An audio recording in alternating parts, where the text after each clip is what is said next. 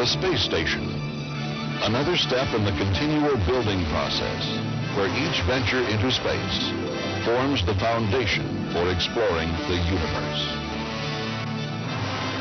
As man strives to reach new heights in space exploration, he must first develop the skills necessary to successfully live and work in the zero gravity of space.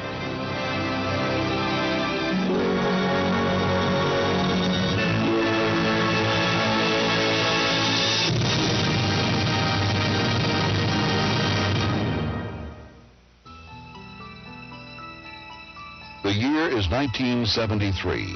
America's first home in space, Skylab, is in orbit. Throughout the 3 Skylab missions, flight crews conducted a variety of experiments in medicine, Earth observation, engineering, solar physics, and astrophysics.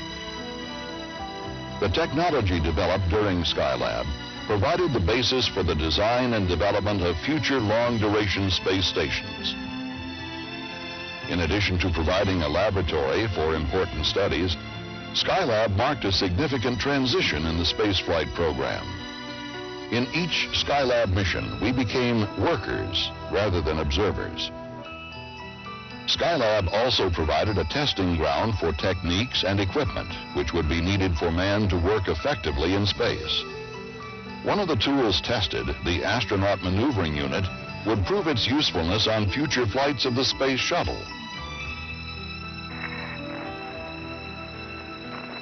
February 1984, the 11th mission of the Space Shuttle program, Mission 41B, is in orbit. 4 miles a second, Bruce. The astronaut maneuvering unit tested on Skylab is now called the Manned Maneuvering Unit, or MMU. Its first checkout in space is about to begin. Okay, here we go. Well, that may have been one small step for Neil, but it's a heck of a big leap for me. Copy that, Bruce. Thank you. Oh, this is really beautiful out here. Here, McCandless was 300 feet out from the spacecraft. He had proven the manned maneuvering unit could be flown in space, and he simulated something very important. He traveled the same distance another astronaut would have to travel 2 months later to get from shuttle to an ailing NASA satellite. 204 feet. On the next shuttle flight, the satellite called Solar Max would be picked up by the shuttle, repaired on orbit in the payload bay, then returned to space. Marvelous machine. Solar Max was launched from Kennedy Space Center, Florida on Valentine's Day, 1980, in the year of the solar maximum, the 1 year out of every 11 that the sun is most active. But within 9 months, Solar Max had developed serious problems. The Solar Max repair mission was a very interesting experience from a number of points of view. For some number of years, a team of people at the Goddard Space Flight Center had championed the idea of designing satellites so that they could be repaired on orbit or retrieved and brought back to Earth for repair. It was a chance to demonstrate the kind of things that both the Goddard people who designed the satellite and we who operate the STS had been saying. That is, that we can do these things on orbit. Satellites that are designed to be repaired on orbit can save a great deal of money because we don't have to bring them back. We don't have to launch them again. Building things so that they can be fixed is going to become a byword of the satellite and space station design of the future. In fact, one of the main reasons for the 41B mission was to test the tools and techniques that would be used to repair Solar Max on the next flight. The plan to capture, repair, and re-release the Solar Maximum spacecraft had been over 2 years in the making. One of the essential elements of this plan was to use the maneuvering unit and this device mounted on the front, known as the T-pad or trunnion pin attachment device, to capture an existing hardpoint on the Solar Maximum spacecraft and to stabilize it for RMS retrieval and repair.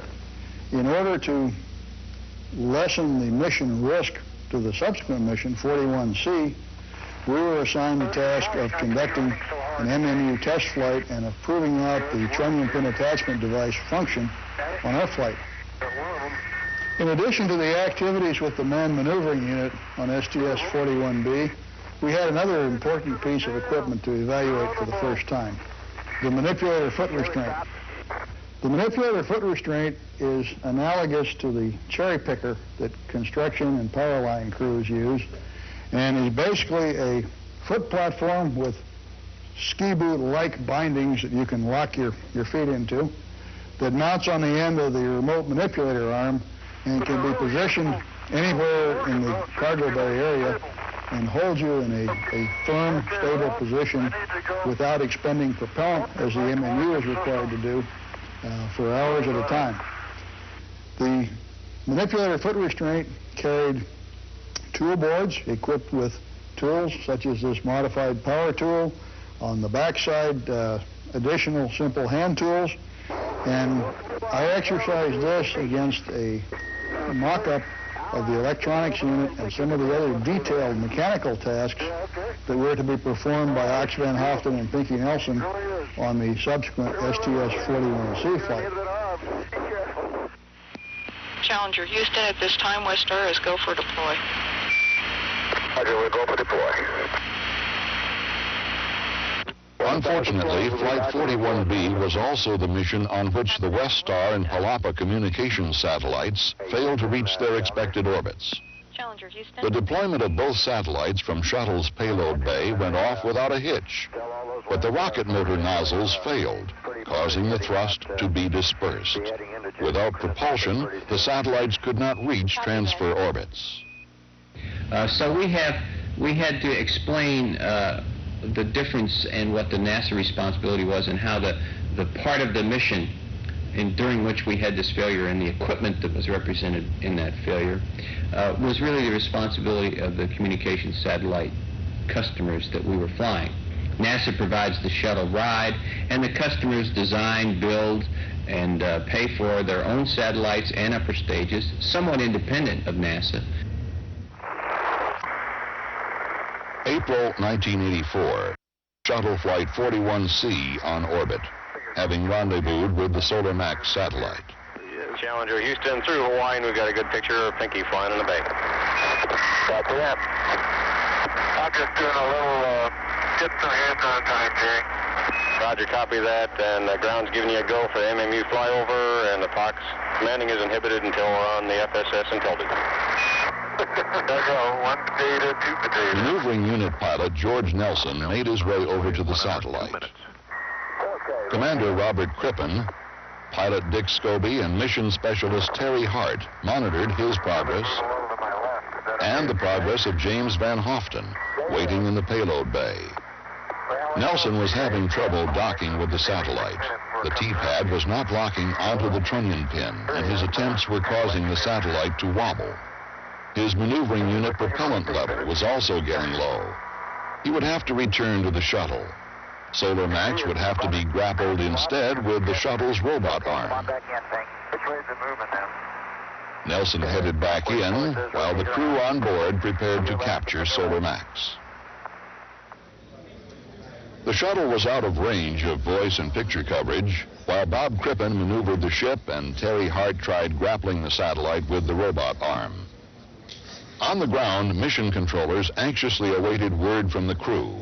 Minutes went by before they got the news. The grapple didn't work.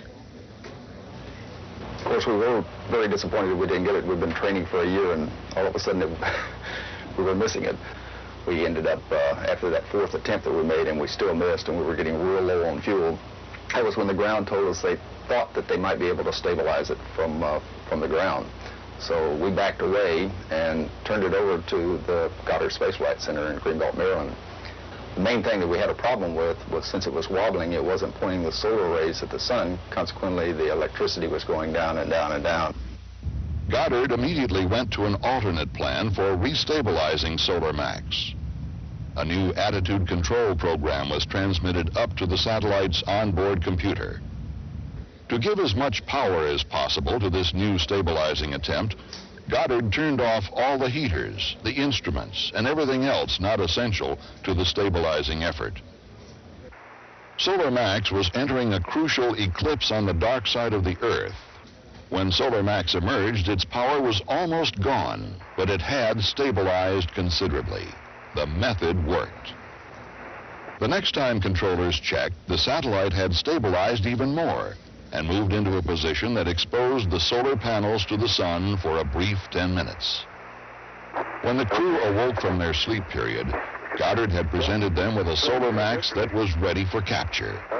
Pippin could now move the shuttle toward the satellite for another grapple attempt with the robot arm. This is Mission Control, Houston. Loss of signal at the tracking satellite. The remote manipulator arm was in motion at the time of loss of signal. Challenger Houston standing by through Yargady. Okay, we've got it, and we're in the process of putting in the FSM. Outstanding. With Solar Max secure in shuttle's payload bay, the repair could now begin. Maybe up a little bit more and a little bit more towards the satellite. Got plenty of room towards The first order of business, of course, was to change out the attitude control system. That was the main thing, to repair the satellite. I don't know, maybe that trunnion pin may be... Next, we attempted the main electronics box, which was a major part of one of the prime experiments. That night, the ground went through the checkout of the satellite to make sure that it was working properly. Challenger Houston, your go for release as long as you're within 5 degrees. Roger. The next day, we redeployed the satellite with the attitude control system and all 7 of its experiments working properly. The first retrieval and repair of a satellite in space had been a success. The Solar Max repair mission was a great achievement. It was an example of planning to do something and finding that the primary method of doing it, that is Plan A, didn't work. We had to call upon Plan B during the course of that flight. The fact that 41C was a success strongly influenced the decision to make 51A a mission which would rescue the Palapa and WestStar satellites. An interesting aspect of this mission was that NASA did not own the satellites. The insurance underwriters owned them. So what was new for us was that now we had a new party involved in the discussions, in that the ownership of the satellites was in fact the insurance underwriter in both cases. So we had a set of discussions in Washington, primarily at our headquarters level, where the details of working out the agreement as to who would pay for what and how much NASA would charge the underwriters gradually developed over a period of time. A crew was named and began training as a team, with equipment designed and built specifically for the rescue of Palapa and WestStar. Perhaps one of the most important elements of the retrieval operation was the Apogee kick motor capture device, or Stinger as it was called. It was the tool the astronaut would use, together with his maneuvering unit, to capture the satellite, stabilize it, and bring it back to the shuttle. Hughes Aircraft Company had to begin the complex job of maneuvering the satellites into position before final negotiations with the insurance carriers could be completed. Otherwise, there would not have been enough time to place Palapa and WestStar in the precise position, in the precise orbit, at the precise time for rendezvous with the shuttle.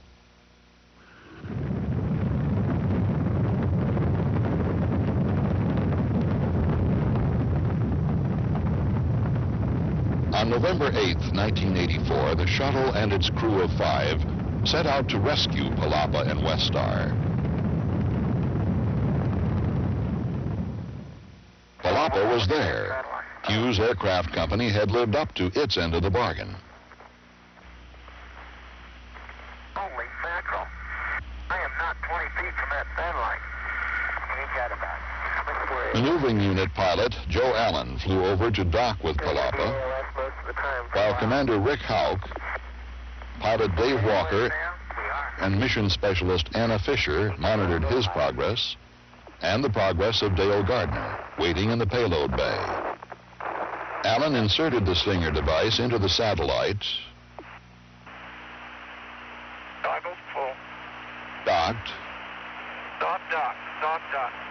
then, using his maneuvering unit, stabilized the satellite. No gas at all. Fisher moved in with the robot arm Stop the clock. Get in there and grab that thing. Just go get it, Anna.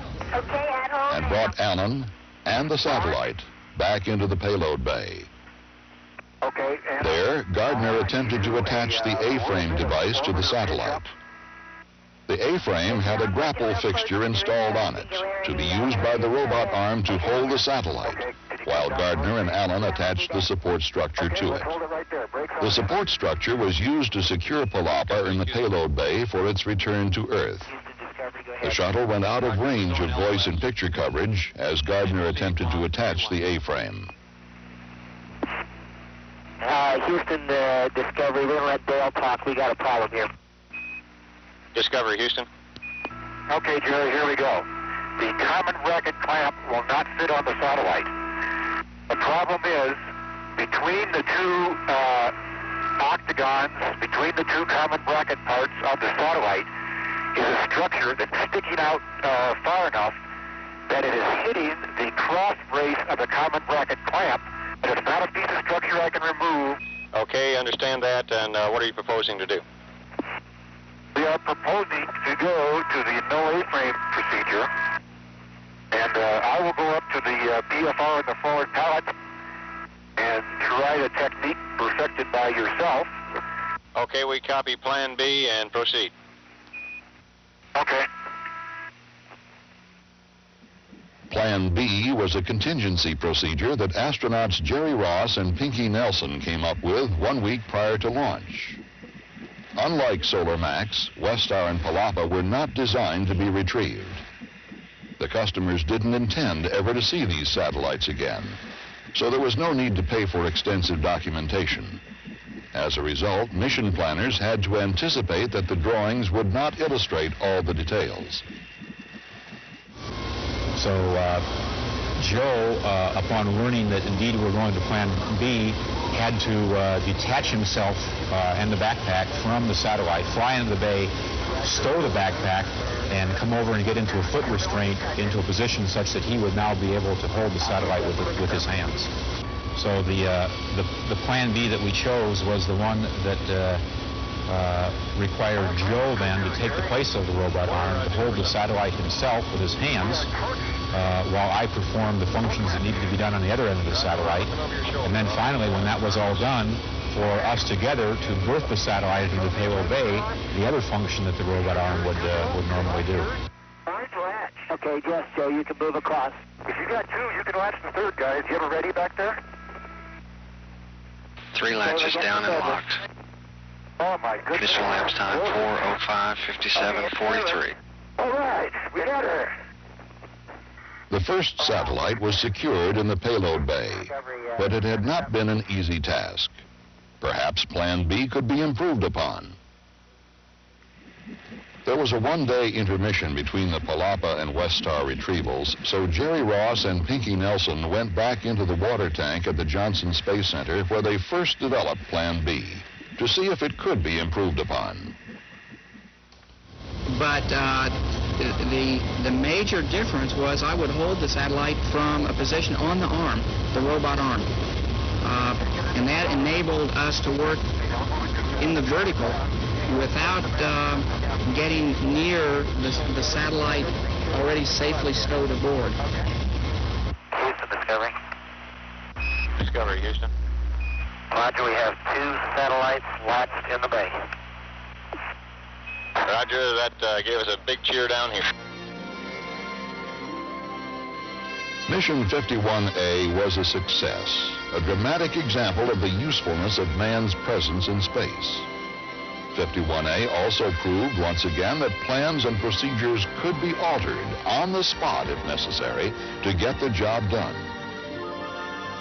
NASA would put this experience into good use again in 1985 as 2 additional missions became involved in satellite rescue and repair. Discovery Houston. April You're looking good for 1985. Space Shuttle Discovery is in orbit. The mission started out normally enough with Telesat-1, a Canadian communications satellite being spring ejected from the cargo bay. Discovery Houston. During the crew's second day in space, SYNCOM-4 was deployed. Everything seemed to be going as planned. 2 for 2. The crew watched expectantly for the omnidirectional antenna on top of the satellite to raise to its standing position. However, Houston, this is Discovery. We are watching the SYNCOM. The omni antenna is still down. Roger, Ray. Any kind of visual assessment you can give of the SYNCOM spin up, etc., would be appreciated. We sure like any kind of good photos you can be taking at this time, too. Yes, sir. The omni is still down, and we're trying to watch for the spin up. Discovery. About 45 minutes after deployment from the cargo bay, the firing of SYNCOM's perigee kick motor, which would start the satellite on its way to geosynchronous orbit, did not occur. Apparently, a switch lever on the side of the satellite didn't activate when it came out of the cargo bay. So the people on the ground began to search for a way to trip that switch. One thing they had to keep in mind was that anything that we used to actually trip the switch had to be constructed from materials that we already had on board. And what they came up with was a couple of homemade devices, and we called them the lacrosse stick and the fly swatter. And they were basically made out of some metal tubing, some plastic book covers that we had on our checklist, a metal window shade, also some wire and some gray tape that we carry on board on every flight. The devices were going to be attached to the end of the robot arm. The whole procedure for making and using these devices went through a trial run on the ground. They did runs in the weightless environment training facility where the spacesuit procedures were tested. They did some work in the arm training facility with a mock-up of the SYNCOM satellite to see actually what would work. The mission was extended for a couple of days so we could rendezvous with the satellite. And during that time, Mission Control sent up a massive amount of information on the teleprinter. That included detailed instructions for building the fly swatter and, in fact, an entire rendezvous checklist. A lot more fun than listening to bell sounds. Mission specialists Jeff Hoffman and David Griggs prepared for the EVA, while mission specialist Ray Seddon maneuvered the robot arm into a convenient place for Hoffman and Griggs to attach the fly swatter devices to the end effector. 1082, Jerry. Howdy, we got a good picture of you. Okay. Jeff, I want to caution you that you're getting your pliss and maybe the helmet into the fly swatter there. You got to be careful that you don't get those things bent up. Oh, okay. I'll try to move around. Easy, hold it, Jeff. Don't do anything. Okay. And Discovery Houston, you just got a round of applause. Thanks for the work. Hey, you're welcome. The next day, Commander Carol Bodko and pilot Don Williams maneuvered the shuttle into position for the rendezvous with SYNCOM. I guess there was some question as to whether the arm could be used in this way. We were using some rather primitive tools on the end of the arm to see if we could tug on a separation switch and activate a satellite. We counted at least 3 really good whacks at it, but then the window of time in which correct activation was possible ended. Since we'd made hard contact with the switch, we had to back off from it in case the booster rocket was going to fire. The Omni antenna never did come up, but NASA decided that further attempts would not be made to try and trip the switch. On the ground, Hughes Aircraft Company engineers performed an extensive failure analysis during the weeks that followed Mission 51D. This analysis led to the development of 2 separate electronics units designed to activate the dormant satellite. In the months following Mission 51D, NASA and Hughes agreed to develop plans for a shuttle mission to attempt to salvage SYNCOM. This joint effort was based largely on experience gained by NASA during the Solar Max repair mission and the retrieval of Palapa and Westar. 1, ignition, and liftoff. Liftoff of On August 27, 1985, Space Shuttle Mission 51I was launched. Among the objectives of this mission was to capture and repair the ailing SYNCOM satellite. On flight day 2, maneuvers to rendezvous with SYNCOM began. Once rendezvous operations were completed, the salvage and repair process could begin. Mission specialists James Ox Van Hoften and Bill Fisher prepared for the repair in the cargo bay, while mission specialist Mike Lounge operated the robot arm. And Commander Joe Engel and pilot Richard Covey monitored their progress. Bill Fisher describes the operation. Ox secured himself in the foot restraints that were located on the end of the robot arm and was then moved into position to grab the satellite. Once Ox had gained manual control of the satellite, he was able to move it simply by pushing and turning it. At the controls of the robot arm, Mike carefully maneuvered Ox with the satellite in hand down toward me in the payload bay. I went to work repairing the satellite. This included some rewiring and also the installation of some electronics boxes, which would enable us to deploy the Omni antenna and also to establish communication between the satellite and Hughes ground control. Okay, Omni deploy, fire. Omni, fire. Here she comes. Looking good. Looking good, buddy. All right. Bye-bye. This is Mission Control. Today's extravehicular activity lasted 7 hours and 8 minutes. This broke the previous record by 1 minute. The repairs required for SYNCOM were time-consuming, and 2 EVAs were required to complete the job. On the second EVA, we installed a new perigee kick motor cover, removed the safe and arming pins, and set the timers on the electronics box that would eventually allow Hughes ground control to communicate with the satellite. We then installed a spin-up bar for Ox. On the end of the robot arm, Ox used the spin-up bar to position the satellite and then gave it a push to start the necessary rotations. Okay, we copy. That's great work, everybody. I can still see the timers blinking. Still at work. Yeah, I do too. The mission had been a success. Once again, NASA had demonstrated the skills necessary to efficiently work in space. And I think we're going to find in the future that the whole concept of repairing things and maintaining them is just going to become a gradually more and more accepted idea that will make the space program just that much more robust and that much more inexpensive. It will cut some of the expense in the space program. Experiences gained on Skylab and these space shuttle missions are the foundation on which space station operations of the future will be built. With the combination of a manned base and automated systems, the servicing of satellites will become routine, as will the deployment and operation of scientific instrument platforms. Capabilities not yet dreamed of. A future within our reach as we continue to build towards new heights.